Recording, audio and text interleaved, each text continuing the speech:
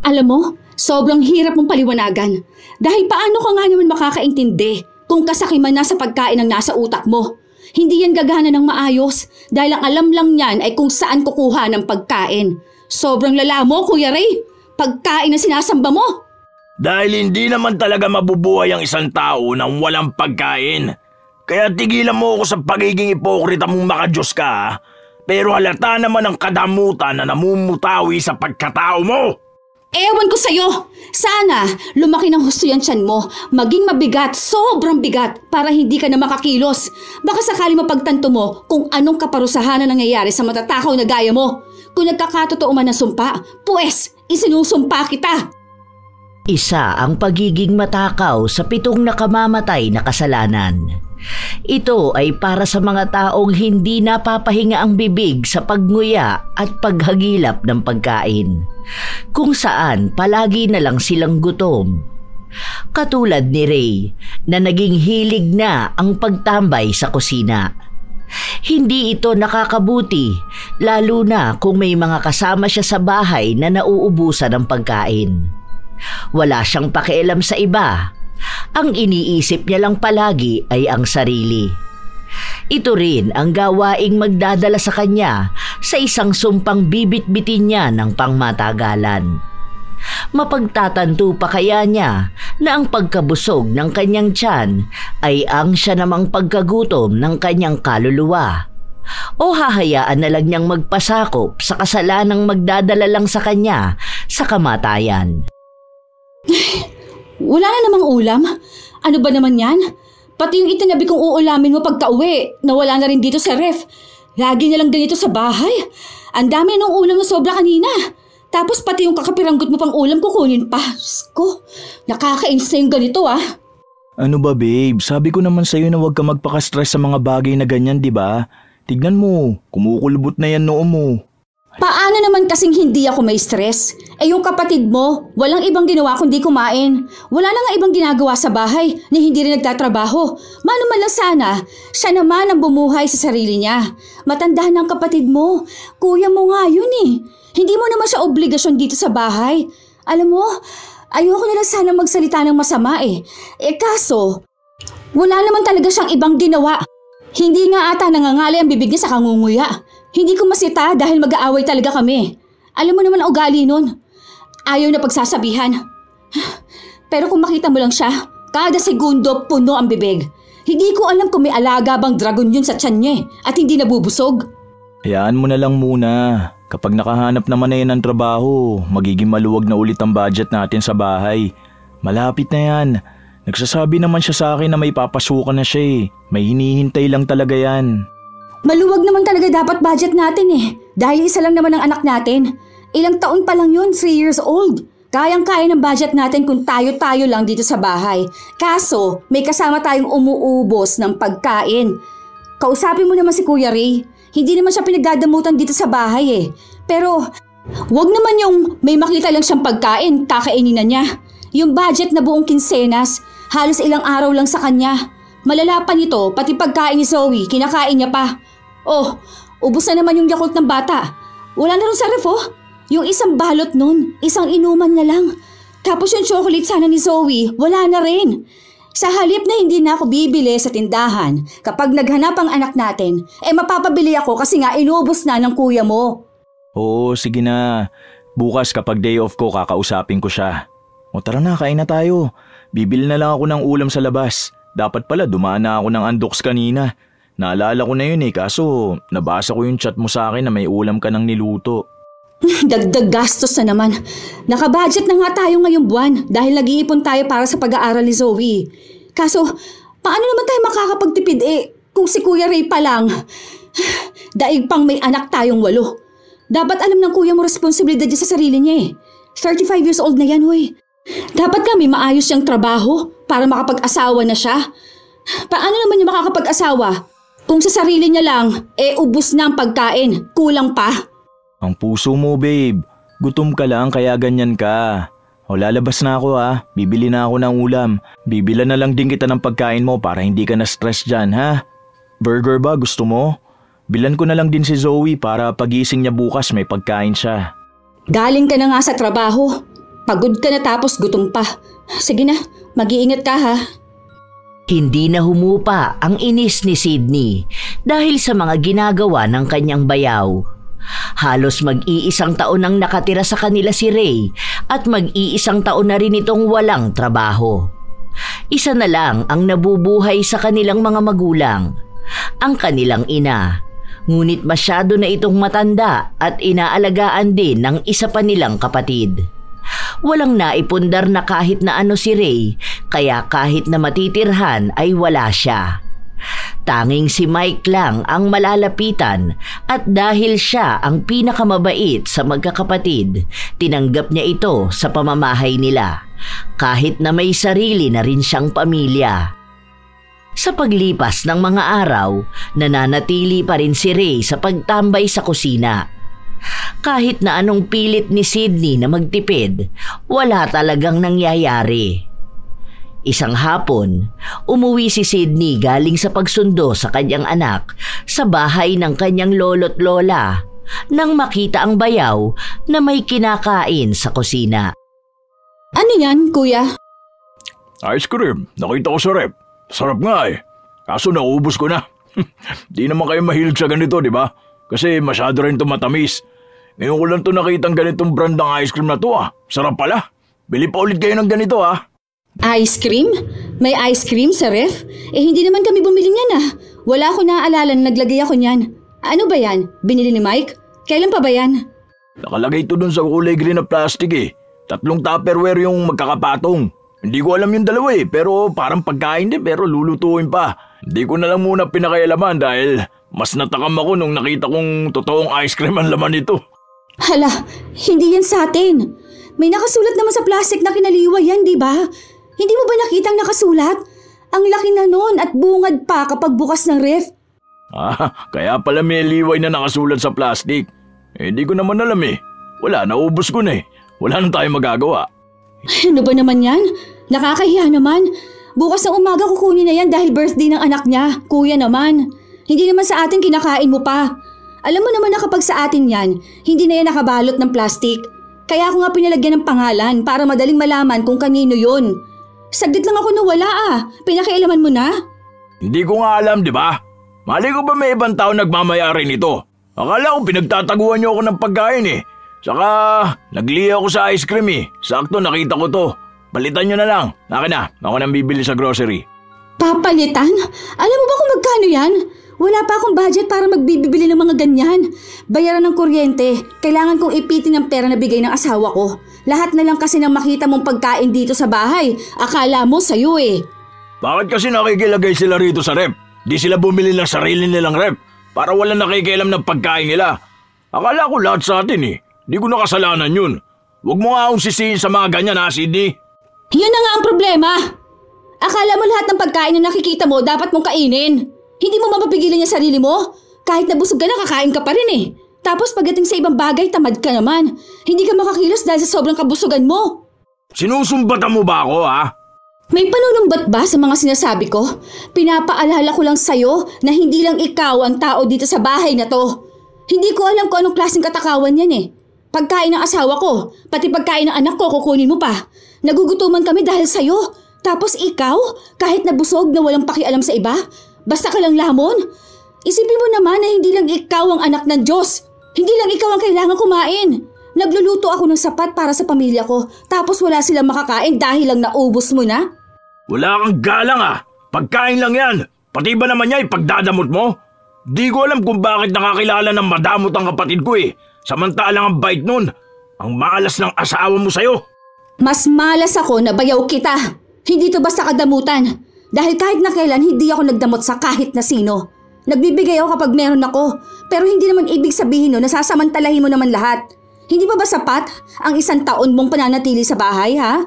Wala kang trabaho, wala kang ginagastos. Inuubos mo na ang pagkain sa bahay, tapos uutang ka pa sa asawa ko para may pambili ka ng pagkain sa labas. Ano? Buong buhay mo ba sa pagkain na lang lahat iikot? Wala ka kasing alam, bobo ka. Ang pagkain na nga lang ang kasiyahan ko tapos pagsasalita mo ko ng ganyan? Akala mo ba hindi ko alam ang ginagawa mo? Nagtatago ka ng pagkain sa akin dahil gusto mo akong mamatay sa gutom. Mamatay sa gutom? Mamamatay ka ba kung isang oras kang hindi nga angatan ng kung ano-anong pagkain, ha? Ang iba nga dyan wala na makain o isang beses lang nakakakain sa isang araw, pero nagagawa pa rin magbanat ng buto. Tapos ikaw, ang lakas mo naman sana. Pero mas inuuna mo pang magpakalulong sa pagkain kaysa ayusin ang buhay mo. Sa totoo lang, wala naman akong pakialam kung matakaw ka. Kung sana, pera mo ang pinambibili mo ng pagkain. Kaso nakaasa ka sa amin Ikaw pa ang magagalit niyan ha, kapag walang nailutong pagkain? Habang nagtatalo ang dalawa, doon naman dumating si Mike. Hindi na siya nagtataka na nagtatalo na naman ang dalawa dahil madalas siyang umuuwi at naaabutan na nagsasagutan ng asawa niya at kuya niya.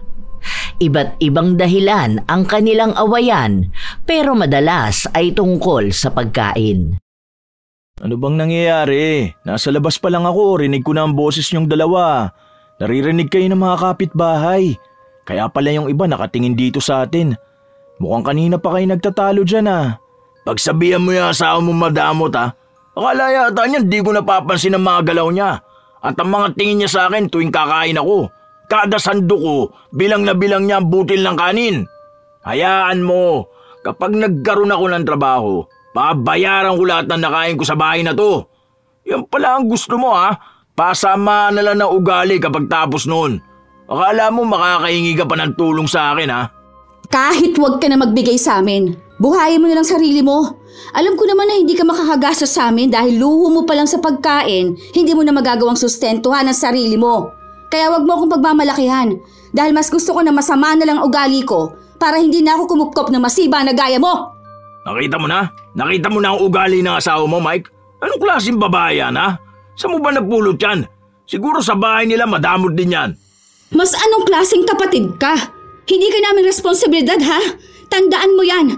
Sobra na nga ang pagpapatira namin sa'yo Kung ibang tao yan, nahiya naman natilit makituloy sa bahay ng iba sa loob ng 1 taong walang trabaho. Tapos ikaw, anong ginawa mo? Hindi ka nag-aambag sa bahay, inuubos mo pa lahat ng meron kami. Babe, tama na yan. Huwag na kayong magtalo. Ano na naman bang dahilan kaya kayo nag-aaway? Alam ko tungkol na naman yan sa pagkain. Pero anong klaseng awayan to? May naubusan ng ulam? Paano nagagalit siya sa akin dahil kinain ko tong ice cream na pinatabi ng kapitbahay? Hindi ko nga alam na di pala to sa atin Tapos kung ano-anong panunumbat ng pinagsasabi niyan. Nasarapan lang naman ako dito Tapos naisip ko na di naman kayo kumakain ng ganito. Kaya inubos ko na lang. Hindi ko alam na masama pala yung para dyan sa asawa mo. May pangalan na nga nakalagay, sasabi mo pang hindi mo alam. Matakaw ka lang talaga kaya akala mo lahat ng nakikita mong pagkain pwede mong kainin. Imposible na hindi mo yun alam. Kasi kilala mo naman si Liway Ilang beses na yun nagpapalagay sa ref. Nataong lang na ice cream yan. Pinabalot ko na sa kanya ng maigi. Dahil alam kong kakalkalin mo laman nun. Pero wala Maliban sa pinakialaman mo na, kinain mo pa. Okay, tama na yan. Palitan na lang natin yung ice cream para lang matapos na tong sigawan na to. Ano ba yan? Ako nang bibili sa grocery. Hanggat bukas pa. Nakakahiya na sa mga kapitbahay Palagi na lang naririnig na pagkain ang pinag-aawayan sa bahay na to. Sumobra na nga tayo sa budget para sa month na to. Tapos gusto mo pa na magdagdag na naman ng gastos? Bawas na lang muna tayo sa ipon natin. Basta matigil na lang to. Pagod na ako, baby. Sobrang stress ako sa trabaho ko ngayon. Gusto kong magpahinga. Gusto ko ng tahimik pero hindi naman ako makakapagpahinga kung mayat maya lang din nag-aaway kayo. Yan kasi isa sa problema sa'yo Palagi nilang hayaan, kaya namimihasa. Ewan ko sa inyo, kapag ako nainis, lalayas kami ni Zoe sa bahay na to. Mas kaya ko pang buhayin ng anak ko mag-isa. Mas makakatipid at mas makakapag-ipon pa ako kaysa makisama sa matandang lalaking matakaw. Inis na umalis si Sydney sa harapan ng kanyang asawa at bayaw. Kinuha ang anak at agad silang nagtungo sa kwarto. Isinarado niya yon para hindi makapasok ang asawa. May bukod pa naman silang kwarto at doon niya hahayaan mag-isa si Mike. Sa totoo lang ay maayos naman ang pagsasama nila nung una. Bibihira lang silang mag-away pero sa mababaw lamang na dahilan. Pero nang dumating si Ray, doon na nagsimula na mawala ng katahimikan ang kanilang bahay. Kinabukasan, nagkaayos na ulit ang mag-asawa. Nakiusap si Mike na bigyan pa ng kaunting oras ang kapatid niya dahil naghahanap na raw ito ng trabaho. Sa oras na makapasok ito sa trabaho, aalis na rin ito sa bahay nila. Hindi na umaasa si Sydney sa mga ganong salita dahil ilang beses naman na niyang narinig yun. Isang tanghali, habang tulog si Zoe, lumabas ng kwarto si Sydney para magsimula ng maglinis ng bahay at makapaglaba nang mapansin niya ang bayaw na nakaupo sa sofa. Nakataas ang dalawang paa nito sa lamesa at nanonood ng TV. May yakap siyang dalawang malaking chichirya, may mga inumin sa sofa at may iba't ibang pagkain pang nakatabi sa kanya. Makalat, hindi lang sa sahig, pati na rin kung paano kumain ang bayaw. Kuya, pwede na magdahan-dahan kang kumain? Tignan mo nga yung bibig mo. Nagkalat dyan ang sarsa ng kinain mo, tapos sa damit mo may mga pagkain pang nahuhulog. Huwag mo rin lalagyan ng inumin ng sofa. Ha? Ang hirap magtanggal ng matcha dyan eh. Kapapalit ko lang ng sapin yan. Dahil natapunan mo yan ng coke nung nakaraan. Ang ba pala mo? Sisutahin mo na naman ba ako? Nahimig na ako rito ha? Nakaupo na nga lang ako eh. Pwede mo namang lunukin muna yung laman ng bibig mo bago ka magsalita eh. Hindi kita maintindihan at bastos ding magsalita ng may laman pa ang bibig. Siguro naman, noong bata ka itinuro yan sa'yo ng magulang mo. Ako na maglilinis na mamaya. Pwede mo naman laban ng sapin na sopa eh. Dami mo arte. Binilang ka naman ng kapatid ko ng automatic washing machine ha. Pinipigilan na lang ni Sydney ang sarili niya dahil kapag nakapagsalita na naman siya, hahaba na naman ang diskusyon na nilang dalawa hanggang pati siya ay wala nang magawa sa bahay nila. Hindi niya rin alam kung saan ba galing ang pagkain ni Ray dahil wala naman siyang binibiling ganong pagkain kapag siya ang naggrocery. Sa paglipas ng mga araw, ganun pa rin ang palaging ginagawa ni Ray. Kahit na ginigipit na siya ni Sydney sa pagkain, nakakakuha pa rin ito ng pagkakataon para makakain minu-minuto. Sumapit ang kaarawan ni Mike. Simpleng salo-salo lang yun kasama ang mga kaibigan at katrabaho ng asawa. Naghanda ng pagkain si Sydney at nagluto rin ng pulutan. Habang nagluluto siya, mayat maya naman ang kuha ni Ray ng pagkain. Di pa ba luto yan lumpia? Pahingi nga ako 5. Okay na yan. Pwede na yan ganyan. Mamaya pa to kuya. Parating pa lang yung mga kaibigan ni Mike. Maghintay ka na lang na kaunting oras, malapit na ang uwian nila. Baka nga nasa biyahe na ang mga yon. Kailangan ko pa ba silang hintayin? Nandito naman ako sa bahay, pwede naman ako kumain. Di naman ako bisita, magpapakagutom pa ba ako? May nakahiwalay na dun sa kulay yellow na lalagyan, di ba? Andoon yung lumpia, katabi ng pansit. Yun ang para sa atin. Itong niluluto ko para sa mga bisita. Baka magkulang pa to, kaunti lang naman ang binili ko eh. Wala na nga, ubos na. Itong last na tong kakainin ko. Ha? Paano mauubos na yun? Ang dami niyang kanina ha. Inuna ko lang yung lutuin. Hindi pa naman ako nagbibigay sa mga kapitbahay. Ano ba naman yan? Ikaw lang ang kumain dyan. Hindi naman kakain niya si Zoe. Naubos ko ng kakapapa kanina eh. Marami pa naman yan eh. Ba't ka magtitipid? Kaya mo sila. Hindi naman sila mahalaga eh. Bibisita lang sila dito para makikain. Baka nga hindi makakain lahat ng bisita. Kuya, bisita sila. Birthday ni Mike. Anong gagawin nila pagpunta rito? Alangang hindi sila kakain. Kaya nga ako naghanda, di ba? O ano naman? Mas mahalaga naman tayo rito sa bahay kaysa sa kanila. Sila ang magtipid. Kung sinong pahuli-huli kumilos, bahala siya maubusan. Akin na, pwede na yan. Luto na yan. Nagugutom na ako eh. Kanina ko pa naaamoy yan. Takam na ako. Ay, ano ba naman itong nangyayari? Lumagpas na naman sa budget. Walang ibang nagawa si Sydney kundi ang bumili ng mga rekado para sa pandagdag handa. Sa katunayan ay may pasobra na ang ginawa niya pero hindi niya alam paanong bigla na lang yun naubos ng ganun kabilis. Si Ray lang naman ang kumain.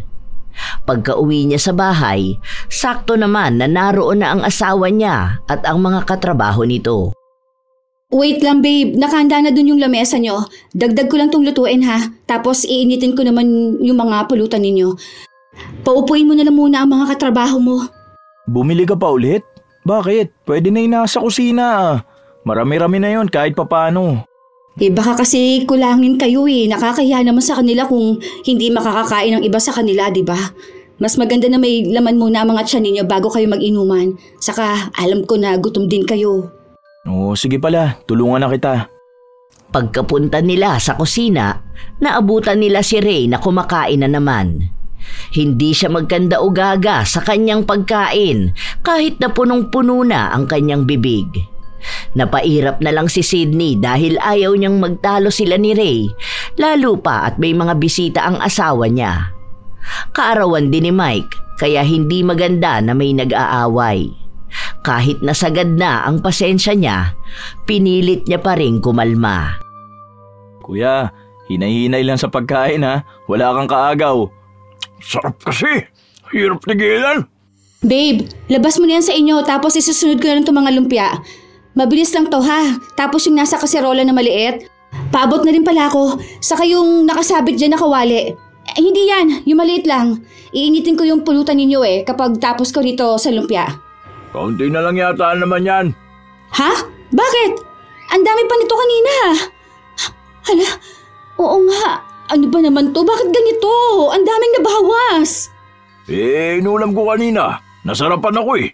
Di ko napansin na ang dami ko na pala nakuha. Inulam? Sinabi ko naman sa'yo na pulutan nila to mamaya. Naubos mo na nga yung adobong isaw Pati ba naman to? Saglit lang ako umalis para bumili ng pamlumpia.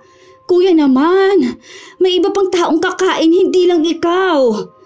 Ginawa ko to para sa kanila, hindi lang para sa'yo. Babe, tama na yan. Huwag naman na sana kayo magtalo, no? Palampasin nyo naman tong araw ko. Huwag nyo naman ako ipahiya sa mga bisita ko. Pinigilan na lang ni Sydney ang kanyang sarili kahit na inis na siya. Lalo pat nakikita niya kung paano kumain si Ray. Para itong nakikipag-unahan sa kung sino man. Punong-puno ang bibig at ayaw mawala ng laman ang plato. Pinalampas na lang ni Sydney ang mga nangyari. Hanggang sa mga sumunod pang araw, ganun pa rin ang ginagawa ni Ray. Kahit na sabay-sabay silang kumakain, mas nagiging lamang ang kinukuha niya. Pero kahit na anong reklamo niya sa kanyang asawa, palagi na lang sinasabi na hayaan na lang. Mag-grocery ako bukas, kaunti lang bibilin ko ha. Yung mga biscuits si Zoe, itatabi ko na sa loob ng kwarto niya. Tapos frozen foods, para kapag magbabaon ka at hindi ako masyado makapagluto. Wala na rin tayong bigas. Yung kalahating kaba natin, ang bilis maubos. Isang saingan natin halos 1.5 kilo na Daig pa nating may 12 katao sa bahay. 4 lang naman tayo, tapos bata pang isa.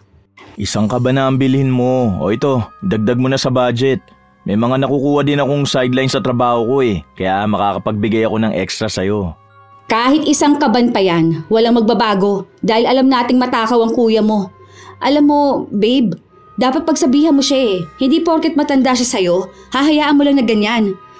Kasama yan sa 7 deadly sins Gluttony yan, tatakawan. Sa totoo lang hindi magandang ginagawa niya. Hindi nakakatuwa. Ewan ko kung hindi ba niya nakikita ang sarili niya. Nakausap ko na siya tungkol dyan. Comfort niya raw kasi ang pagkain. Nagiging maayos siya kapag nakakakain siya ng marami. Comfort?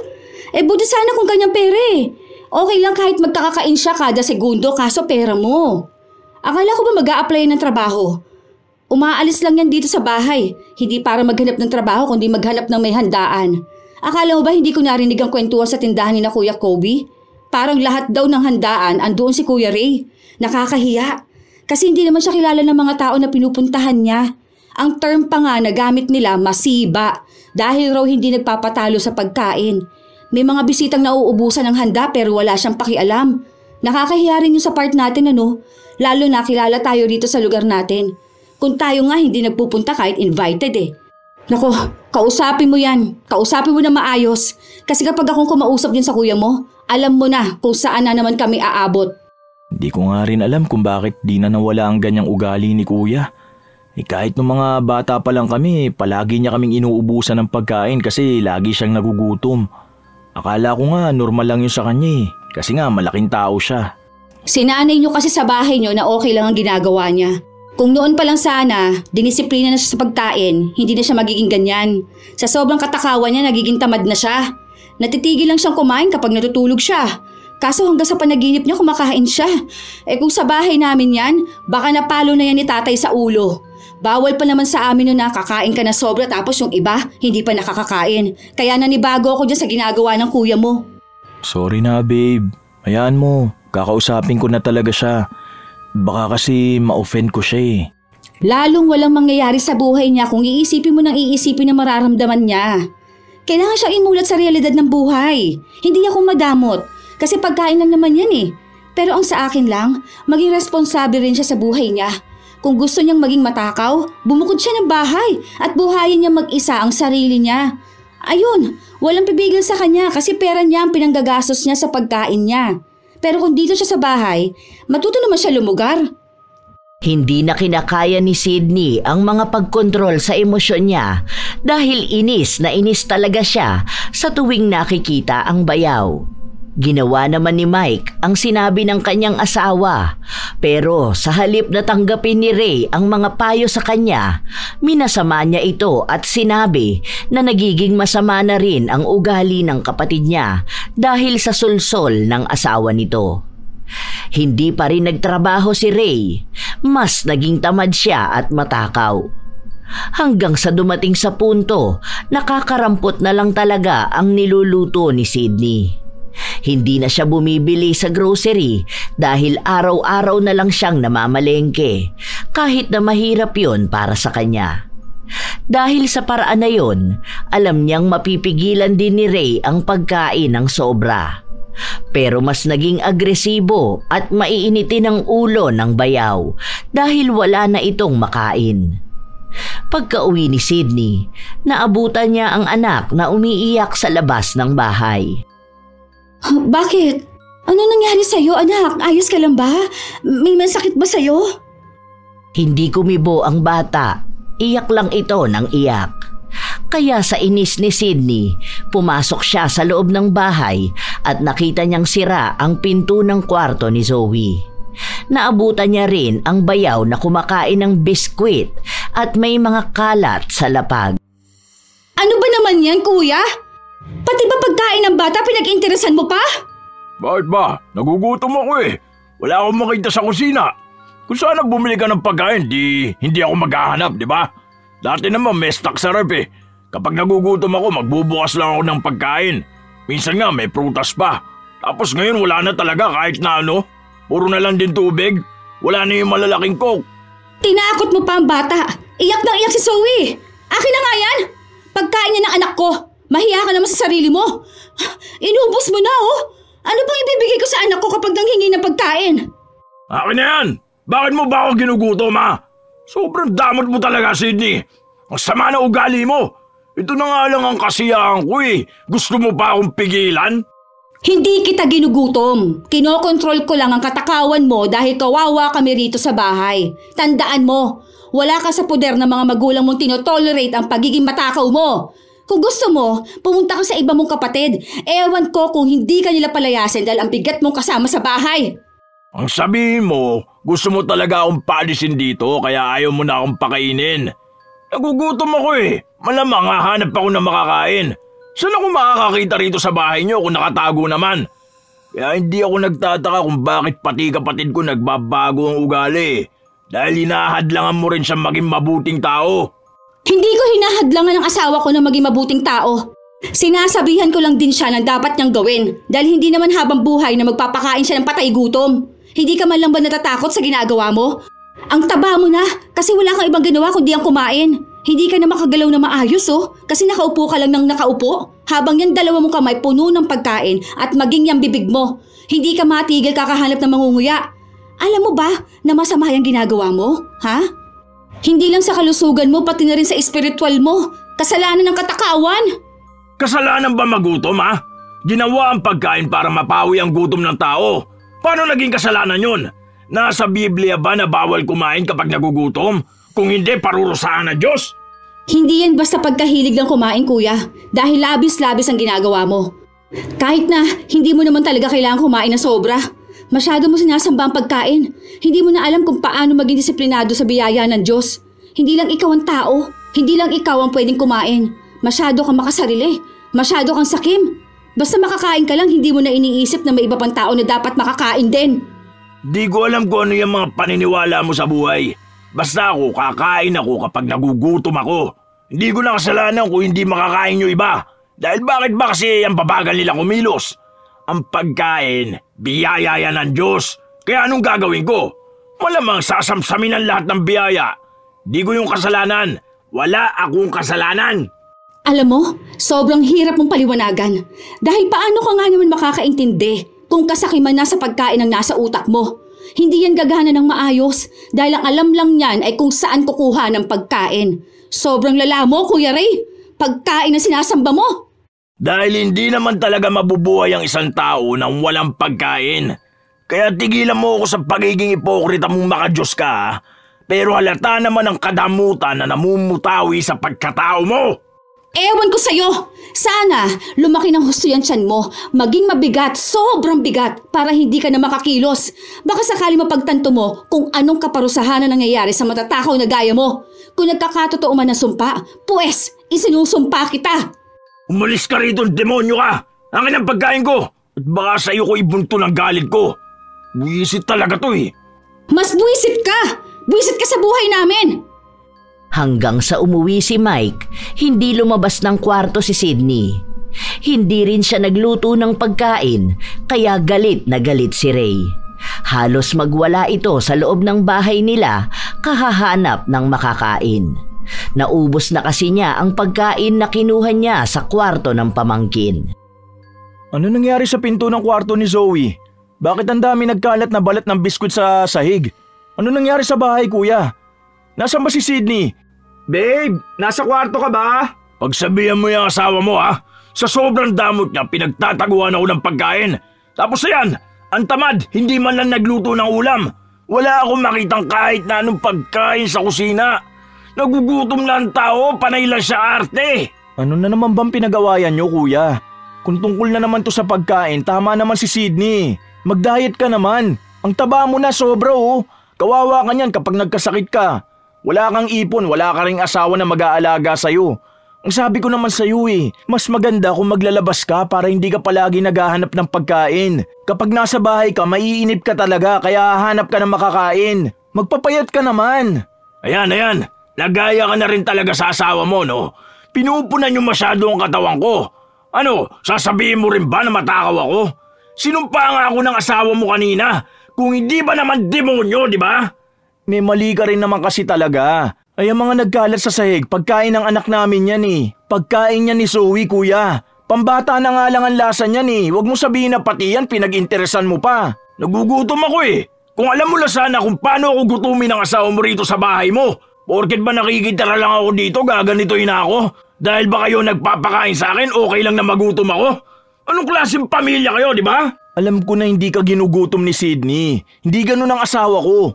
Palagi siya nagluluto dahil ayaw niyang may nalilipasan ng gutom. Sobra na rin kasi ang ginagawa mo eh. Kahit na anong pagkain ang iluto ng asawa ko, wala ka ng ibang ginawa kundi ang ubusin. Hindi mo kami tinitiran. Hindi mo kami inaalala. Kung nagugutom ka, nagugutom din naman kami. Eh bakit naman nung nasa bahay kahit na anong kainin ko hindi ako nakakarinig na sumbat sa mga magulang natin? Kahit na hindi kayo nakakakain, mas iniintindi niyo ang kalagayan ko. Na kailangan ko ng pagkain dahil ito lang ang nagpapasaya sa akin. Yun na nga ang mali namin eh. Pati ng mga magulang natin. Hinayaan ka nila magpakulong sa pagkain to the point na sarili mo na lang palagi ang iniisip mo. Akala ko kapag tumanda tayo magbabago ka pa pero hindi. Mas lalo ka lang lumala. Hindi ka pa mapagsabihan. Ayoko na nagkakaroon ng away dito sa bahay. Kaya please naman makisama ka. Ayoko kitang palayasin dito kuya. Dahil kapatid pa rin naman kita. Ay basta, alam ko kaya ka nagkakaganyan dahil sa sulsol ng demonyo mong asawa. Tignan mo ha, kapag naghiwalay kayo niyan, maiintindihan mo ko. Malalaman mo na tama ako. Na mas masaya talagang kumain. Alam ko na masayang kumain, pero sana tandaan mo na lahat ng sobra nakakasama. Hindi lang para sa iyong biyaya na may kapal.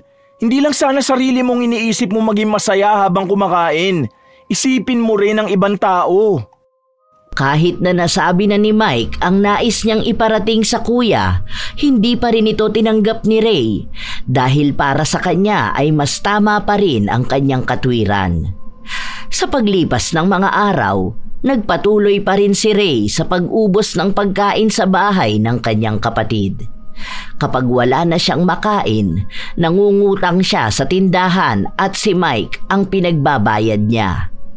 Kahit na anong pakiusap sa kanya ng dalawa, wala silang magawa. Alam mo ba, gustong gusto ko nang palayasin ang kuya mo rito sa bahay natin. Sobrang bigat na ng buhay natin eh. Nakabukod na nga tayo dahil may sarili ka ng pamilya, pero mas malala naman pala ang magiging obligasyon natin sa kanya. Kung alam mo lang, naiiyak na ako sa sama ng loob. Gusto ko namang maging mabait, pero wag naman ganito kasagad ang pagpapasensya. Wag muna babe, nakakaawa naman si kuya eh. Kapag pinalayas natin siya saan naman siya pupunta? Hindi naman siya tatanggapin ng iba naming kapatid dahil yung ang isa inaalagaan na si mama. Yung isa naman mas maraming anak. Sa amin, ako lang talagang may maayos na buhay. Matanda na yan. Hayaan mo siyang humanap ng paraan para mabuhay. Hindi naman sa lahat ng bagay dapat nakaalalay ka sa kanya. Kausapin mo yan. Hanggang sa katapusan na lang siya pwede rito sa bahay. Kung hindi mo yan paaalisin, kami ni Zoe ang aalis. Siya na lang ang buhayin mo. Sige, maging masama na lang ang ugali ko, kesa naman panay ako ng intindi. Lagpas na yun ng 1 taon dito sa bahay walang trabaho, panay pa problema na dala sa atin. Hindi ko naman sinabi na huwag kang tumulong sa mga kapatid mo, pero huwag naman ganyan kasobra. Ayoko namang ihalin tulad ng mga kapatid ko. Pero lahat kami may kanya-kanyang kabuhayan. May pamilya man o wala, lahat kami hindi umaasa kung kanino lang. Yung panganay namin, 40 years old na yon, walang asawa tapos may sakit pa yon. Pero nagagawa pa rin namang magtrabaho. Healthy naman dapat yung kuya mo kung hindi lang yan nasobrahan sa katakawan. Pasensya ka na talaga babe. Gagawan ko ng paraan para makahanap ng trabaho si kuya. Baka pwede ko siyang maipasok dun sa hardware ni na paring Jigs. Naghahanap sila ng tatao dun sa bago nilang bubuksan na store Pwede na si kuya dun. Marunong naman yung magbenta. Saka hindi naman siya magkikilos masyado. Bahala ka. Basta siguraduhin mo lang na hindi ka mapapahiya sa ginagawa mo ha. Alam mo naman ang gawain ng kuya mo. Kapag ginusto niya, yon ang gagawin niya. Noong una ay hindi sang-ayon ang kaibigan ni Mike sa gusto niyang ipapasok ng trabaho ang kuya niya. Pero napakiusapan naman niya ito ng maayos. Uwian pa rin si Ray sa bahay nila dahil nag-iipon pa ito ng pera para makabukod.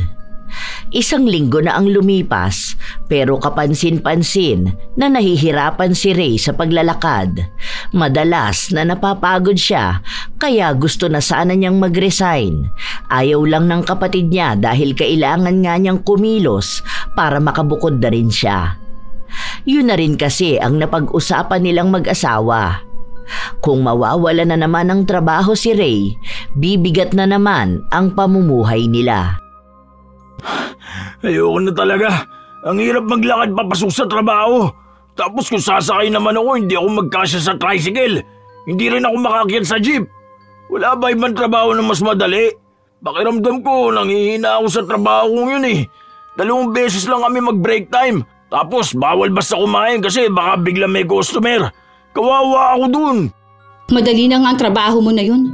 Hindi ka nila pinagbubuhat doon, hindi gaya ng ibang trabahador nyo. Minsan sila pa nagde-deliver ng mga orders, sila pa nagbubuhat. Saka lapit lang ng trabaho mo dyan lang sa kabilang kanto. Mas malayo pa nga nilalakad ko kapag papuntang palengke. Ikaw kaya magtrabaho dun. Pilit ka ng pilit sa akin Nagugutom ako sa ganun trabaho, ayoko ng ganun. Wala namang mabait dun Kahit yung amo palagi yung pinagsasabihan. Para tinapay lang kakainin ko, nagagalit na siya. Pakiramdam ko tuloy, wala na akong karapatang kumain. Aba, anong gusto mong trabaho? Kumain ang kumain? Hanap ka ng trabaho sa ganun. Mabait ang amo mo. Ikaw lang talaga ang may problema. Hindi ka kasi marunong sumunod sa mga inuutos sa'yo. Ang dami mong reklamo sa buhay mo. Paano ka makakaalis dito sa bahay namin, ha? Yun talaga ang gusto mo, no? Basta, ayoko na pumasok. Bukas kukunin ko na yung sahod ko. Inihingal akong maglakad Kung naiintindihan mo lang sana ang paghihirap ko, hindi yung panay kadaldal dyan. Wala ka naman na itutulong sa akin. Bakit? Hindi ka naman mahihirapan ng ganyan kung inilagaan mo sarili mo, di ba? Inabuso mong katawan mo sa panaylamon mo. Tapos magrereklamo ka kung bakit bigat na bigat ka sa katawan mo. Tingnan mo, ang laki na ng tiyan mo. Hindi ka na nga magkasya sa pinto. Kaya nga tinibag mo na yan eh. Huwag mo nga akong simulan ha. Buhay ko to. Kaya may karapatan akong piliin kung ano ba ang gusto ko. Katawan ko to, tiyan ko to. Kaya ako lang may karapatan magsabi sa sarili ko kung tama na ba ang ginagawa ko. Sino ka ba para pakialaman ako ha? Sino ako? Asawa ako ng kapatid mo. Wala akong pakialam dyan sa katawan mo. Ang pakialam ko ay ang pagkain namin dito sa bahay. Mahirap may kasamang masiba. Yung dapat nakakainin na lang namin, kukunin mo pa. Kapal talaga ng mukha mo no. Asawa ka lang naman ng kapatid ko. Wala ka sa lugar para pagsabihan ako ng ganyan. Hindi mo rin naman pera ang pinambibili ng kinakain ko ha. Pera pa rin yun ng kapatid ko. Paalamunin ka lang din naman dito. Tama na yan! Huwag mong pagsalitaan ng ganyan ng asawa ko, kuya. Tama naman siya eh. Lalo na ngayon, wala na akong trabaho. Nalugi na yung pinapasukan ko kaya kalahati ng mga empleyado inalis. Nasama ako dun. Oh, problema ko ba yun? E di maghanap ka ng trabaho mo. May pamilya kang bubuhayin. Maghahanap nga ako, pero kailangan namin magtipid ngayon lalo na sa pagkain. Kailangan namin maghigpit sa budget. Wala kaming ipon dahil ilang buwan na kaming sobra sa gastos. Hindi ko na problema yan. Magkapatid tayo eh. Dapat tulungan mo pa rin ako. Huwag ka kasi magpadala sa pandedemonyo sa inyong asawa mo. Basta ayoko na magtrabaho. Hirap na akong kumilos. Ginawa nga ni Ray ang sinabi niya. Ang perang naipon niya sa sahod niya, ginamit niya pambili ng pagkain. Isang bilihan lang para sa sarili niya at kinulang pa. Sa paglipas ng mga araw, naging matipid lalo ang mag-asawa pero hindi nila magawa yon dahil nauubusan nga sila ng pagkain. Kahit pasabay-sabay silang kumain, inuuna pa rin ni Ray ang sarili niya. Dumoble ang katawan ni Ray. Mas lalong lumaki ang tiyan niya at hindi na siya makatayo sa kinauupuan niya hanggat walang tumutulong sa kanya. Naging mas pabigat siya sa buhay ng mag-asawa. May nakita akong trabaho. Ako na lang muna mamamasukan hanggat hindi ka pa nakakahanap ng bago mong papasukan. Maayos naman ang trabaho na yon. Maganda rin ang pasahod. Nakakahiya naman. Ikaw ang babae tapos ako nasa bahay lang. Alam mo naman na hindi ako sanay sa ganito, di ba? Ako dapat ang nagtatrabaho at nagpo-provide sa pamilya natin. Wala nang ganyan. Mag-asawa tayo. Dapat nagtutulungan tayo lalo na kung para talaga to sa pamilya natin. Para ma-monitor mo rin ang ginagawa ng kapatid mo. Ikaw na ang pumigil sa kanya. Nakikita mo naman ang nangyayari kay Kuya Ray, di ba? Ang laki ng tiyan niya. Parang sasabog na yun. Tapos pati pagkilos niya sa sarili niya, hindi na niya magawa. Tapos mas lalo pa siya naging batakaw. Huwag naman sanang umabot pa sa punto na tayong pamilya hindi na makakain dahil lang sa kanya. Humihingi na ako ng tulong sa iba naming kamag-anak pero iisa lang ang sinasabi nila. Turuan ko si Kuya Ray na magbawas ng timbang. Kahit daw ayaw, pilitin ko pa rin na bawasan ang kinakain niya. Kaso wala naman akong magawa dahil nagagalit siya. Walang gustong kumupkup sa kanya. Yan na nga bang sinasabi ko eh. Kung sana una pa lang napigilan na yan, hindi na lalala pa ang ganyang problema. Tapos ngayon tayo na lang ang pwedeng kumupkup sa kanya. Sana naman alam niya rin sa sarili niya ang ginagawa niya. Palagi nilang kami nagtatalo kapag napagsasabihan eh. Kahit na tama naman ang pangaral sa kanya. Matanda na yan, pero parang hindi naman tumatanda ang isip. Akala mo, bata na palaging aagawan ng pagkain eh. Kahit nalabag sa kalooban ni Mike na ang asawa ang magtrabaho at magtusto sa pamilya nila, pumayag pa rin siya. Pero sinabi niya na sa oras na may maganda na ulit siyang trabaho, mananatili na lang ulit si Cindy sa bahay para alagaan ang anak nila. Katulad ng mga reklamo ng asawa, kitang-kita nga ni Mike kung paano maging mas lalong matakaw ang kuya niya. Ang daming hawak na pagkain, palaging puno ang bibig, umaapaw pa. Kahit na itago nila ang pagkain para itong daga na naaamoy kung saan inilagay. Ilang beses na siyang pinagsabihan ni Mike pero ayaw pa ring makinig ni Ray. 2 linggo lang ang lumipas, dumoble palalo ang timbang niya. Sa sobrang bigat ng kanyang tiyan, kailangan niya pa ng alalay ni Mike para lang makatayo. Hindi na rin niya malinisan ang sarili niya dahil sa pagiging malaki niya. Bumabaho ang amoy niya at maging ang bahay nila. Isang gabi, umuwi si Sydney, pagod at gutom. Pero pagpunta niya sa kusina para kunin ang pagkain na tinira ng asawa niya, wala na roon. Ang lagayan ay nasa isang gilid, nakakalat, walang laman. Ano ba to? Kanina pa ako gutom na gutom tapos aabutan ko dito sa bahay, walang pagkain. Pagod na ako sa ganitong nangyayari. Araw-araw na lang. Ano, pinaparinggan mo ba ako? Letsi kang babae ka! Mas letsi kang baboy ka. Pabigat ng pabigat ang timbang mo. Mas lalo ka nagiging pabigat sa pamilya namin. Nakakasawa. Bakit ka ba nagagalit sa akin? Kumain lang ako dahil nagugutom ako. Hindi pa nga naiibsan ang gutom ko eh. Bakit? May araw ba na hindi ka nakaramdam ng gutom, ha? Wala kang ibang inisip kundi ang pagkain. Buwisit kang kasama sa bahay. Pati ako naghahanap buhay, uubusan mo ng pagkain. May matutuwa ba nito? Kakarampot na nga lang pagkain na napupunta sa amin, oh. Gusto mo pang lamunin lahat? Huwag mo pagsalita ng ganyan, ha? Kapag ako nakatayo rito, yari ka sa akin. Makakatayo? Tingin mo ba, kaya mo pang makatayo sa lagay mong ganyan? Hindi ka na makakilos, di ba? Pati paghinga mo, nahihirapan ka na. Kaya nagbumukhang kulungan ng baboy tong bahay namin dahil may baboy kaming kasama. Ang baho ng paligid, ang kalat, pati mga pinagkainan mo nandyan lang. Buti sana kung mag-isa ka lang nakatira dito eh. Tapos bahay pa namin tong binababoy mo. Hindi na napigilan pa ni Sydney na maglabas ng saloobin niya. Lahat na ng galit na kinikimkim at pilit niyang kinokontrol ay lumabas na. Pinipilit siya ng asawa na kumalma at sinabi na lulutuan na lang siya ng makakain niya. Hindi na yan madadaan sa ganyan. Malala na yung kuya mo. Kahit na anong gawin natin dyan, hindi na yan magbabago. Hindi to tungkol sa ulam na nauubusan ako ngayon, ha? Tungkol na to sa pagiging matakaw niya. Sobrang takaw. Makaamoy lang yan ng pagkain. Akala mo hayop na hindi pinapakain eh. Awati mo yung asawa mo, Mike. Dahil kapag ako hindi nakapagtimpe, mayayari talaga sa akin yan. Hindi ako natatakot sa'yo. O ayan, baka yan na nga yung sumpa ko sa'yo. Ang bilis umepekto. Karma mo na yan sa pagiging matakaw mo. Baka akala mo, hindi mabigat na kasalanan yung pinaggagawa mo. Mahal, kumalma ka muna, baka mapano ka niyan. Kuya, tumigil ka na rin. Ikaw na nga may kasalanan, ikaw pa itong nagagalit at nagmamalaki. Sinabihan naman na kita na ang kakainin mo lang yung sapat lang, hindi yung sobra-sobra. Sobra-sobra na pala sa paningin nyo yun. Kulang pa nga eh. Ni hindi man lang sumahin sa lalamunan ko. Hindi ko malasahan. Hindi ako mabusog. Dahil wala ka naman talagang kabusugan. Basta ha, huli na to. Ayoko na ng ganitong buhay. Aalis ka sa bahay namin sa ayaw at sa gusto mo. Humanap ka ng taong aaruga sa'yo. Ewan ko kung may tutulong pa sa'yo dahil kahit dalhin ka sa kung saan, mas iiral pa rin ang pagiging baboy mo kung kumain. Buwisit! Padabog na pumasok si Sydney sa loob ng kanyang kwarto.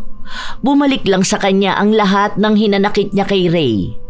Kung noong una pa lang sana ay hindi na siya pumayag na makitira ito sa kanila, hindi sila bibit-bit ng ganong kabigat na problema. Samantala, sa sala, kung saan naroon ang magkapatid, patuloy na nagdadadaldal si Ray kahit nakapos na siya sa paghinga. Piling ko atakin ako sa puso dahil dyan sa asawa mo. Paano kung may masama mangyari sa akin, ha? Mananagot pa yan? Palagi na lang sama ng loob ang binibigay niya sa akin. Galit na galit siya sa mga ginagawa ko pero ang ugali niya hindi niya nakikita. Ay, biglang sumakit ang bato ko. Kailangan kong kumalma. Nakakainis naman kasi. Nakakapagod naman na talaga, kuya. Hindi mo ba nakikita ang sarili mo sa salamin? Parang hindi mo na rin yata makita ang paa mo dahil sa laki ng tiyan mo. Kapag naglalakad ka, hingal na hingal ka pa dahil sa bigat ng tiyan mo. Maawa ka naman sa sarili mo. Paano hindi ganito ang mangyayari sa akin? Narinig mo ang demonyo mong asawa, di ba? Isinumpa niya ako para maging ganito. Siya may kasalanan ng lahat ng to. Sumasamba kasi yan sa itim na kapangyarihan. Isinumpa ka man o hindi, magiging ganyan ka talaga, kuya. Nakita ko kung paano ka kumain eh. Hindi ka nagpapahinga. Kahit busog ka na, hindi ka pa rin titigil sa pagkain. Ni hindi ka nagtatanong kung kumain na ba kami. Ni hindi mo iniisip kung sino pa bang kakain. Ang iniisip mo lang paano ka kakain. Kahit na puno pa ang bibig mo, hinahanap pa rin ang mga mata mo ang pagkain. Dahil pagkain ang pangunahing pangangailangan ng tao. Kailangan natin mabusog. Hindi tiyan mo ang gutom kuya, kundi ang kaluluwa mo. Katawan mo lang ang pinapakain mo pero hindi ang pananampalataya mo. Kaya ka nagpapakasobra sa pagiging matakaw dahil hindi mo binibigyan ng pagkakataong kumain ang kaluluwa mo. Sa halip na bigyan ka ng lakas sa mga kinakain mo, pinahihina ka niyan hanggang sa wala ka na talaga magawa pa sa buhay mo. Tingnan mo, kahit sarili mo hindi mo maasikaso, pero kapag dating sa pagkain ang bilis-bilis mo. Pinapangaralan mo na naman ako na akala mo kung sino kang malinis na tao. Nagaya ka na nga dyan sa asawa mo. Ginagamit na naman ng Diyos at ang mga makasalanang bagay para lang ma-describe ang ginagawa ko. Kahit na alam naman nating walang masama sa pagkain. Magkukunwari na naman kayo na wala akong disiplina? Hindi ko kasalanan na tao lang ako. Nagugutom. Lahat nga ng tao nagugutom. Yun sana ang isipin mo. Kung bakit kailangan rin namin ng pagkain na inuubos mo. Kung ayaw mo magutom, sana isipin mo rin ang ibang tao na katulad mo, ayaw rin naming nagugutom kami. Ang pagkakaiba lang natin, alam namin ang disiplina sa pagkain. Hindi dapat sobra-sobra. Sapat lang para malamanan ng sikmura.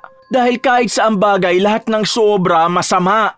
Kahit naubusin mo lahat ng pagkain na nakikita mo, hindi mabubusog ang kaluluwa mong kulang sa disiplina. Hindi pa rin tinatanggap ni Ray ang mga salita ng kanyang kapatid dahil wala siyang maunawaan sa mga yon. Ang alam niya lang, gutom na naman siya pero hindi siya makatayo sa sofa para humalungkat ng makakain. Kinabukasan, naghanda ng pagkain si Mike. Itinabi na niya ang pagkain ng asawa niya para hindi na ito makuha ng kuya niya. Habang nag-aalmusal sila, walang ibang bukang bibig si Ray kundi ang kakulangan niya sa pagkain. Humihingi pa siya pero hindi na siya binibigyan ng kapatid. Oh, may paparating palang bagyo bukas. Kaya naman pala mukhang masama ang panahon. Super typhoon pa to. Hala, Diyos ko po. May chance pang nagpakawala ng tubig ang dam. Paano tayo nito? Bahain pa naman tong lugar natin. Mag-aakyat na ako ng mga gamit mamaya. Tapos aayusin ko yung bubong para hindi tangay ng hangin. Anong oras ba inaasahan ng landfall ng bagyo? Mamayang hapon. Huwag ka na lang kaya munang pumasok. Baka pwede ka magpaalam. Hindi pwede dahil marami akong tatapusin sa trabaho ko. Sahod din namin ngayon, bibili pa ako ng bigas. Mahirap na. Baka wala tayong makain dito sa bahay. Wala naman na talaga tayong nakakain pero baka mamatay tayo ng tuluyan sa gutom. Tama yan. Bumili kayo ng pagkain. Ayokong magutom kapag may bagyo. Masarap pa naman magsopas. Bumili ka na rin nun ha. Hindi ako makakabili niya, nakabudget ang sahod ko. Kung anong pagkain dito, yun lang. Kung nagugutom ka pa, bahala ka na sa buhay mo. Matagal namang mamatay ang tao sa gutom. Yung iba nga, inaabot pa ng 1 week walang pagkain eh. Tarantado ka pala eh. Gusto mo talaga ako mamatay no? Kuya, tama na yan. Problemado na nga kami sa bagyo eh. Iniisip mo pa rin yung pagkain mo. Wala akong pakialam sa bagyo. Ang kailangan ko, makakain ko. Yung bagyo na yan, dadaan lang naman yan eh. Pero yung gutom ko, hindi ko mapipigilan. Hindi na lang kumibo si Sydney. Hinayaan na lang niya ang bayaw na magsalita at magreklamo na ginugutom siya. Nagbanta pa ito na magsusumbong sa mga kinauukulan dahil sa balak ni Sydney na abandonahin siya. Nang kinahapunan, maagang pinauwi si na Sydney dahil sa lakas ng ulan at pinasok na ng baha ang loob ng shop nila. Wala rin silang masakyan pa uwi dahil mataas na ang baha. Ayaw ni Sydney na manatili lang sa labas dahil mas delikado yun. Sumuong siya sa baha at naglakad para lang makauwi sa bahay nila. Pagkarating niya sa bahay, hanggang binti na ang baha. Marami sa mga gamit nila ang lubog sa tubig. Kumuha ka na lang ng kaunti nating gamit, lumikas na tayo. Kapapasok pala ng bagyo, malamang niyan mabilis sa tataas ang tubig niyan. Bahain pa naman tong lugar natin. May evacuation center na ba? Doon sa school, narinig ko yung mga kasama ko kanina eh. Yung pamilya nila nandun na. Pwede tayo maghintay ng mag-rescue sa atin pero pwede naman tayo magpunta na. Bakit naalis pa? Ang hirap maglakad dyan sa labas ha. Lalo na baha. Nangihina pa ako. Nagugutom na ako eh. Nasaan na ba yung pagkain na sinasabi mo bibili mo, Sydney? Baka bigla mo pa akong pagdamutan ha? Ano, uunahin ko pa yung katakawan mo kaysa sa kapakanan ng pamilya ko? Hindi ko nakasalanan kung nahihirapan ka maglakad sa baha. Kung sana hindi ka nagpakataba ng ganyan, hindi ka magiging pabigat sa amin. Bahala ka kung sasama ka sa amin o hindi. Alam nga namang iiwan niyo ako rito, di ba? Tulungan mo ako, Mike! Hindi ako makatayo. Ang bigat ng katawan ko. Ano ba naman to? Umayos ka, kuya. Itayo mo ang sarili mo, ang bigat mo. Huwag ka magpabuhat sa akin. Sige na, babe. Lumabas lang kayo ni Zoe. Hintayin niyo kami sa labas. Huwag kayong masyado sa gilid, ha. Baka may mga bukas diyang kanal. Hindi ako makalakad. Ang bigat ng katawan ko sa tubig. Babe, bilisan mo na. May mga mag-rescue sa atin dito. Ang lakas din ng agos dito sa labas. Baka matangay pa tayo kapag maglakad tayo eh. Ang taas na ng tubig. Kuya, ayusin mo naman. Hindi kita mabubuhat. Sobrang bigat mo. Ihakbang mo ang paa mo. Kumapit ka sa pwede makapitan. Kung ganito ka, hindi tayo makakaalis dito. Baka malunod pa tayong dalawa sa baha. Hindi nga ako makalakad eh. Ang bigat ng katawan ko. Ang alam mo yata kaya ko to. Hirap na rin ako, no? Mabilis na tumaas ang baha dahil hindi humuhupa ang malakas na buhos ng ulan. May mga nailigtas na kapitbahay nila at naisakay sa rescue boat.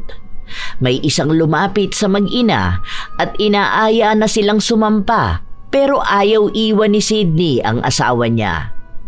Pero sinabi ni Mike na mauna na silang umalis dahil baka mas lalo lang silang mapahamak kung magmamatigas sila. Kasama pa naman ni Sydney ang kanilang anak. Kahit nalabag sa kalooban ni Sydney ang gagawin, sumampa na siya sa bangka. Umalis sila at sinabi na may ibang rescuer na pupunta para kunin ang asawa at bayaw niya. Hindi mawala ang pag-aalala ni Sydney sa kanyang asawa, lalo pa sa mga naririnig niyang balita na may mga bahay na tuluyang nalubog na sa baha. Kilala ni Sydney ang asawa. Kahit anong mangyari ay hindi nun iiwan ang kapatid. Pero paano maililigtas ni Mike si Ray kung mismong si Ray hindi kayang gumalaw para sa sarili niya? Ilang oras pa ng paghihintay nila, nagkita na ang mag-asawa. Mabuti naman ligtas ka. Ano nangyari? Bakit ang tagal niyo? Nahirapang iakyat si kuya sa rescue boat eh. Tapos lumubog pa yung una namin na sakyan. Kaya inilipat pa kami. Basta, ang dami nangyari. Tingnan mo na. Pati sa ganitong kalamidad, ang hirap pa rin tulungan niyang kuya mo. Saan na naman niya isisi yung nangyari, ha? Hindi kasi siya nakikinig. Kung hindi lang sana siya nagpakabigat na sobra, hindi mangyayari yun sa inyo. Oh, nasan siya ngayon? Nandun siya sa unahan dahil hindi siya makakalakad hanggang dito. Hindi rin siya matulungan ng iba dahil sa bigat niya. Mamaya kapag nakabawi na ako ng lakas, babalikan ko siya. Basta ang mahalaga sa akin, ligtas kay ni Zoe. Malala na ang kalamidad na nangyari. May mga nabalita na namatay at talagang lumubog ang kanilang lugar. Pati nga ang evacuation center, inabot din ang baha. Sa isang kwarto ng paaralan, naroon na natili sina Zoe at Sydney. Ilang sandali pa, pumasok na sa loob sila Ray at Mike. Halatang hirap na hirap si Ray maglakad at hirap din ang kapatid nitong umaakay sa kanya. Nakakaramdam ng halong awa at inis si Sydney. Dito na lang muna kayo ni Zoe, kuya. Tara babe, kuha na tayo ng pagkain. May pila dun ngayon para makakain na rin tayo tapos makapagpahinga na rin tayo. Mahaba ang naging pila para makakuha sila ng lugaw. Nakalagay lang yon sa styro na mangkok.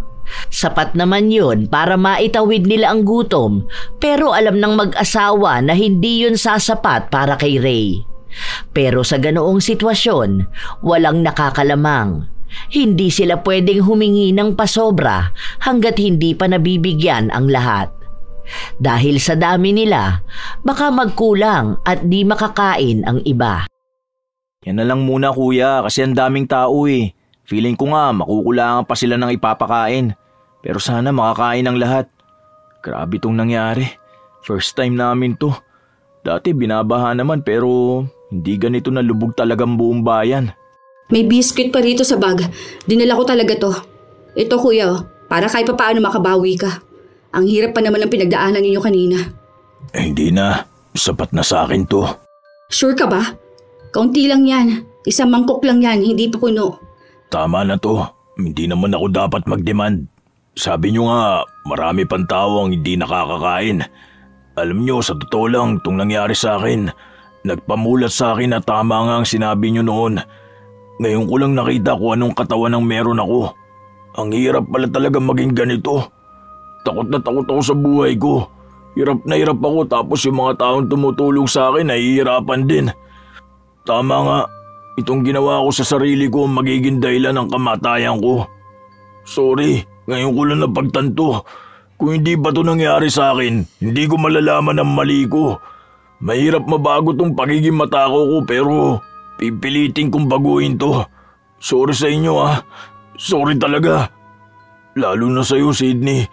Sa dami ng stress na binigay ko sa'yo. Basta ang gusto ko lang kuya, magbago ka na. Hindi pa huli ang lahat para mabago mong buhay mo. Maging responsable ka lang sa sarili mo, magiging maayos ka rin. Hirap na hirap talaga si Ray na baguhin ang sarili niya dahil kada minuto ay kumakalam ang kanyang tiyan. Lalo na may katagalan din sila sa evacuation center. Kinakain lang nila kung ano ang sapat na porsyento ng hati na bigay para sa kanilang lahat. Halos 1 linggo na pala tayo rito, no? Hindi naman pala talaga ako mamamatay kung makakaramdam ako ng gutom eh. Medyo pumayat na ba ako? Grabe yung diet mo kuya. Gusto mo kaagad umepekto? Babalik na rin tayo sa bahay bukas pero kailangan muna nating maglinis sa bahay. Paniguradong puno na ng putik ang mga gamit natin. Okay lang yan, ganun talaga ang buhay. Linisin na lang natin. Tamang exercise, no kuya? Grabe naman, hindi na kailangan ng gym. Nang makauwi sila sa bahay nila, nagsimula na silang isalba ang mga gamit na pwede pa nilang magamit. Kahit na nahihirapan kumilos si Ray, tumutulong pa rin siya sa paglilinis ng bahay. Sa tuwing nakakaramdam siya ng gutom, umiinom lang siya ng tubig at pinapaalala sa kanyang sarili na kailangan niyang magkaroon ng disiplina sa sarili. Ilang linggo ang lumipas, kahit paano ay nagagawa na ni Ray na magbago. May mga araw lang talaga na hirap siyang kontrolin ang sarili dahil talagang hinahanap-hanap ng bibig niya ang pagkain at kung ano-anong boses sa utak niya ang nagsasabi na bumalik na siya sa pagiging matakaw. Pero malakas pa rin ang paniniwala niya sa pagbabago na gusto niyang matamasa. Nanatili pa rin siya sa bahay ng kapatid niya. At ipinangako na pagkaya na niyang magtrabaho, aalis na siya. Kuya, tara na. Anong oras na? Magsisimba pa tayo. Sige, sandali lang. Medyo nahihirapan ako magsuot ng damit eh. Ang laki ng tiyan ko. Ayaw magsara ng butones. Naalala bigla ni Sydney ang pagsumpa niya sa bayaw. Hindi niya alam kung paano nga ba yun mawawala. Gusto niyang bumalik na sa dating katawan niya si Ray, pero naisip niya na sino naman ang makakapagpaalis ng sumpa. Nagpatuloy silang manampalataya sa Diyos kasama si Ray. Humingi ng tawad si Ray sa nagawa niyang kasalanan. Isinabuhay niya ang labis na pagsisisi sa pagsamba niya sa pagkain. Pinakita niya sa kanyang sarili na wala na talagang magiging magandang dulot ang pagiging matakaw. Dahil ang pisikal na katawan niya lang ang nabubusog pero hindi ang kanyang kaluluwa. Sa katakawan niya, nalayo na rin siya sa pananampalataya. Makalipas ang ilang buwan na pagiging deboto ni Ray, unti-unti niyang nakikita ang pagbabago ng kanyang katawan. Ang sumpa na napataw sa kanya ay nawala sa pamamagitan ng pananampalataya. Nasa kanyang sarili din pala ang susi para sa paglaya niya. Mas naging aktibo ang katawan ni Ray. Palagi siyang naglalakad-lakad at kumikilos para hindi niya maisip ang pagkain. Hanggang sa tuluyan na nga siyang pumayat at ang dating pagkahilig niya sa sobrang pagkain ay nawala na. Tunay na disiplina lang sa sarili ang kailangan. Sa susunod, kapag nakasahod ako, lilibre ko kayo sa eat all you can. Paramihan tayo kumain. Biro lang.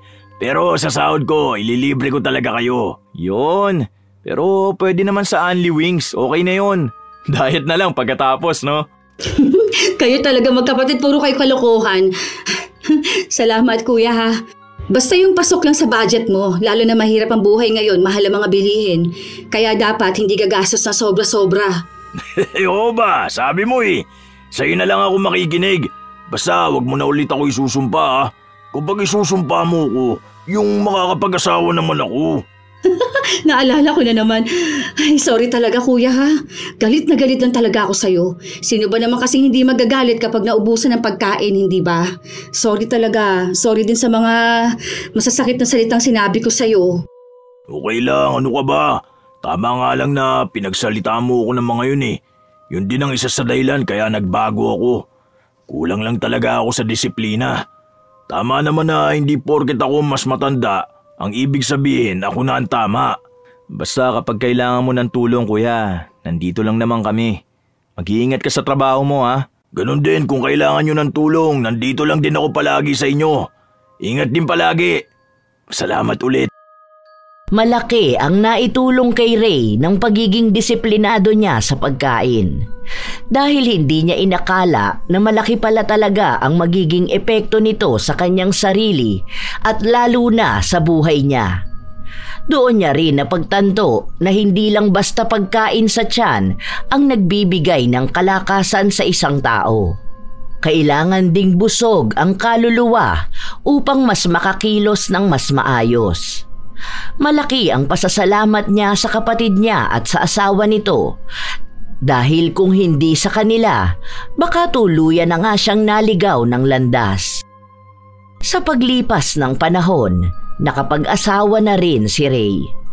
Naging mas responsable na siyang lalaki at palagi niyang pinapaalalahanan ng mga anak niya sa buhay na napagdaanan niya.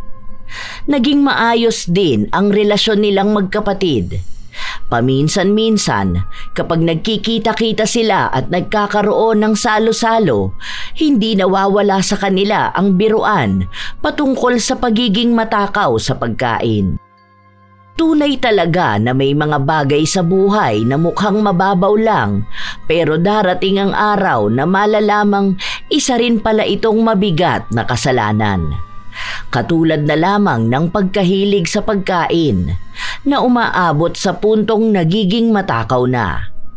Hindi naman masama ang kumain dahil ito ay isa sa mga pangunahing pangangailangan sa buhay. Ngunit ang sobra at pagbabaliwala sa ibang tao dahil mas uunahin ang sarili ay isang uri din ng kasakiman. Huwag ugaliing laman lamang ang busog at pabayaan na lamang na nagugutom ang kaluluwa. Dahil kahit pa man maubos mo ang handa sa mesa, mananatili pa ring gutom ang iyong puso't kaluluwa. Sa huli, ang tunay na pagkabusog ay hindi nasusukat sa dami ng nakain, kundi sa kung paano matutong makontento, magpigil at magbahagi. Sapagkat ang taong hindi patay gutom ay hindi lang nabubuhay para sa sarili, kundi nabubuhay din para sa kapakanan ng iba. Shout out sa ilan sa mga masusugid na tagapakinig ng mga istorya ni Lola Telang. Si Ray Eduria, Vanessa Alfeche, Maria Cristina 1282, Van Liboon, Ate Jeneline at Vanessa ng Inuyaa Fashion House sa EDSA Muñoz, Maggie Medilla, Mardy Suzuki, Josefina Fuelias, Jessie Jacob, Romel Vizcara, Sydney Crosswind, Mary Jane Alitin, Angeline Resuena, Ira Marlin, Ami Yong, Lance MBB, Mylene Cordoba. Happy birthday din sa kanyang asawa na si Lloyd Cordoba na magba-birthday ng August 7. Hi kina Carmi Kayabyab, Joy sa Kanaling at sa Kanaling family, kina Joseph, Jolly Jr., Estela at Jolly Sr. Mike James Tapak, Maricel Morillo, Claire Magistrado, Lopez family ng Bicol Camarines Sur from Claire and Shane, Lizelle Trinidad, Pauline Benoza at sa kanyang asawa na si Raymond Bato Benoza at Ezekiel Matthew Bato. Shout out kina Mary Jane Rico, Joe Contreras ng San Rafael, Bulacan, Rubina 266, Milrose Demate, Michelle Cedron, Girly Satur at sa lahat ng mga taga-siling department ng Cosmo Malvar, Batangas, Ray Galedo at sa Galedo family, Lani Hervasio, Roselyn Labajo, Maria Angela Escopete, Cherry Mukbang ASMR, Richelle Adapon, Elika Beltran, Zedric Banyaga, Hana Maylin Sesgundo at Haidaw kina Nicole at Bombay Sesgundo ng San Vicente Bato, Sherlyn Huntilla, Bessie Tagapan, Angeline Galo, Rosalina Bogayong, Chris Lawrence Villanueva, Ronald Belza Bahado, Kinabilog, Butchik at Tatan, lalong-lalo na kay Adrian Bahado. Salamat sa pakikinig nyo, Daphne Alejandro, Mariclin Maglente, Cool Yet Fun, Judy Deniña ng Camsur, Iriga City, Criselda Ricamora, Jenny Visuco, Rocky Boy Boy, Eugene Balugo, Liza Agodo, Basanta Mila, Rejoy Capitol, Ira Caril Resare at sa kanyang asawa na si Nelbert Morales at sa anak na si Natalie Morales, Abby 7937, Svena Calvin, shout out din kina Bishop, Brownlee, Luna, Millie, Blanca at Kulot Salot, Angel Tuazon, Jazzy J ng Louisiana, USA, George Gomez, Erica Neri, Kimpoy Feliciano, Lizelle Encarnacion at sa Martiliano Encarnacion family ng Batangas, Carmona City.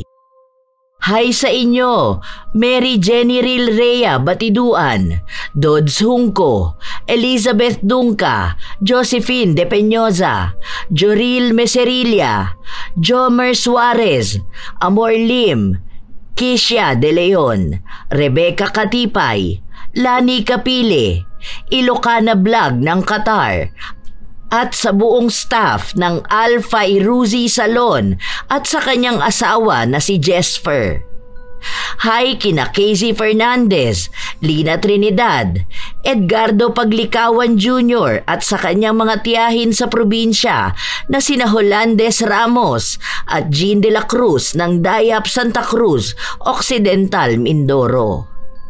Kumusta kayo, Miss Joy Reyes Abarzosa, Luna Margaret Abarzosa, June Rose Rambak, Jules Puno Belingon, Ive Brandares, Ara Lucas, Mary Grace Gonzales, Razon Yao, Filipina Palsario, Mary Jane Lozano, Michelle De Mariano, AD Mako, Cinderella Gutierrez, Mercy Hilardo, Neng Osias at sa mga TTC Garments ng Bacoor, Cavite, Nicole Bernardo, Guy Lara, Ana Hapina, Leia Tuazon, Nico Libranda at sa Libranda family, Josie Aniban, Evelyn Abong Carbakil, Love Jens, Mea Espiritu, Rachel Whitney, Roda May Panaligan, kina Ate Emmy, Tintin,